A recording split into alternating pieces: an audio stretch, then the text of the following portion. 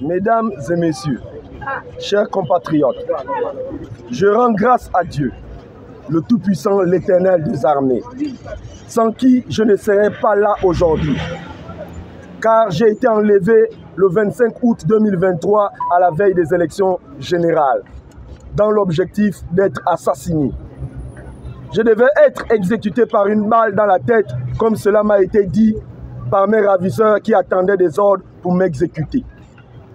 Au moment où j'ai été libéré, le 21 septembre, tard dans la nuit, j'étais le dernier des Gabonais à ne pas savoir que le pays était libéré depuis 3 semaines.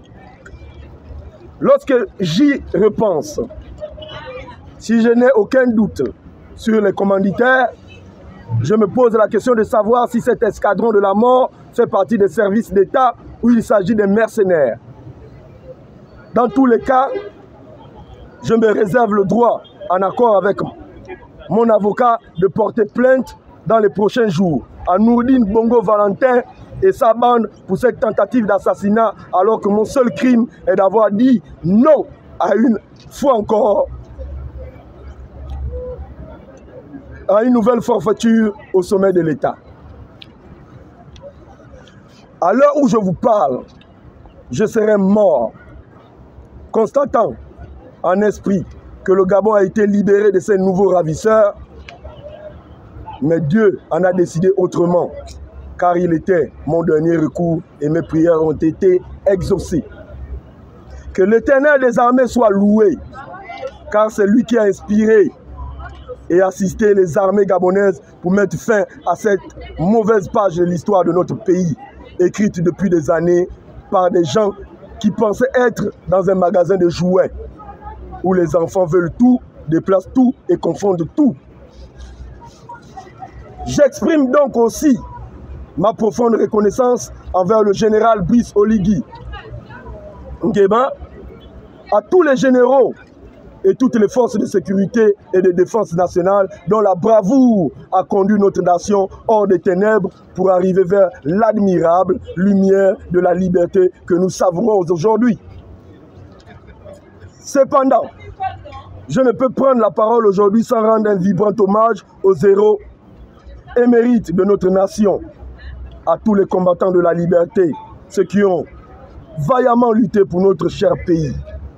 Parmi eux, nous saluons la mémoire des martyrs dont Germain Mba, Joseph Renjambe, Lukaka Sindiengi Mukwati, Martin Oulabou, sans oublier les oubliés.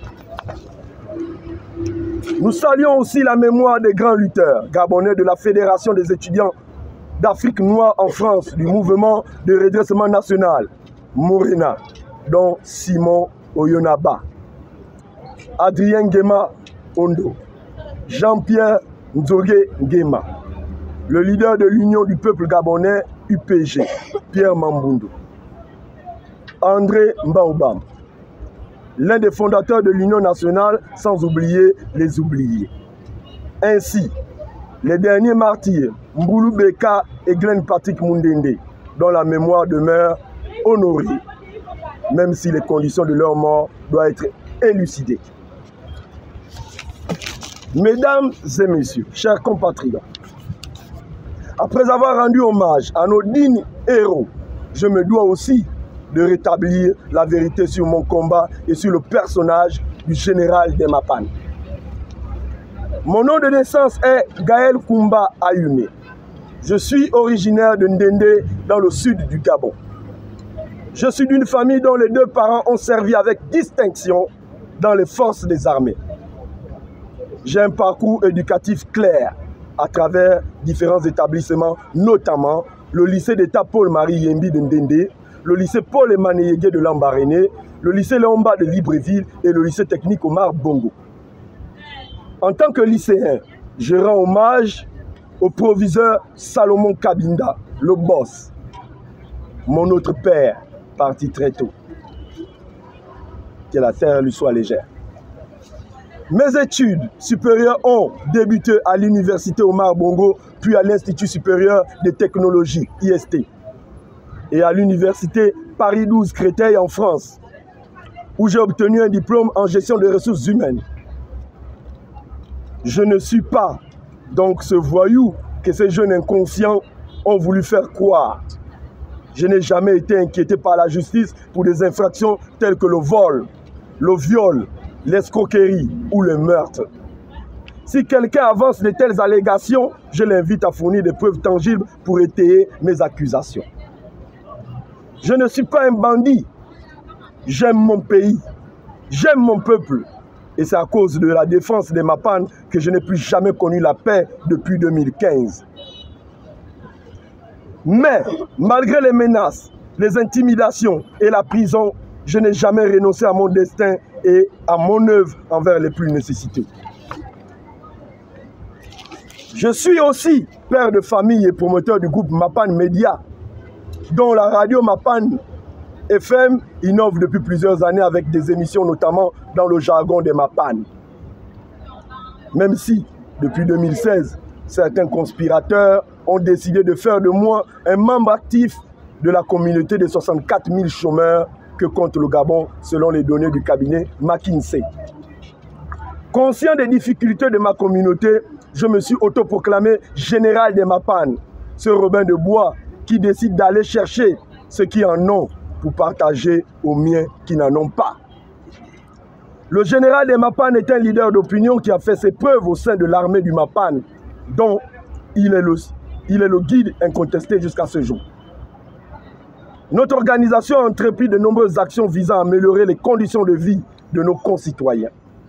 Nous avons plaidé avec succès pour la construction de la passerelle dans différents quartiers de Libreville, dont la passerelle de Plein Ciel Bellevue 3. Le lycée technique, le lycée d'État, pardon, et celui de Léomba, le lycée Léomba, du PK6 et du PK9. Et avons œuvré pour restaurer les valeurs de partage, d'entraide et de solidarité qui caractérisent notre culture dans le Mapan. L'une de nos réalisations les plus récentes est la construction d'un bâtiment moderne à l'hôpital de Mélène, destiné à la rééducation fonctionnelle des personnes âgées du service gériatrie. Cette initiative a été rendue possible grâce à une contribution financière de 25 millions de nos bienfaiteurs. Mais avant, nous avons, grâce à une chaîne de solidarité non partisane, aidé une veuve qui avait appelé au secours à avoir une maison rénovée et entièrement équipée à la baie des Cochons, derrière l'hôpital dans le 3e arrondissement de Libreville. C'est avec la main sur le cœur qu'en 2016, lors de la période post-électorale, nous avons apporté un soutien financier aux compatriotes victimes des violences, prenant en charge leurs frais d'hospitalisation et des médicaments. Mais notre engagement et notre franc-parler ont suscité l'envie de certains qui ont utilisé leur pouvoir pour tenter de nous réduire au silence. Il est important de rappeler que nous avons initialement soutenu Ali Bongo en tant que lanceur d'alerte et non en tant que béni oui-oui. Cela a malheureusement entraîné 12 arrestations arbitraires et 2 injustes peines de prison, toutes conclues par un verdict non coupable.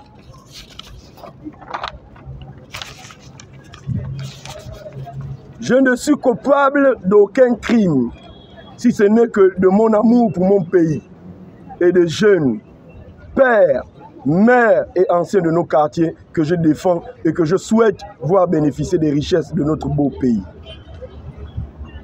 Il est primordial de comprendre que nous sommes des jeunes issus des quartiers défavorisés, animés par la détermination de prendre en main notre destinée pour améliorer la vie de nos concitoyens. Car l'État a trop souvent failli à ses obligations. Nous avons érigé une organisation basée sur les principes militaires où la discipline est notre moteur.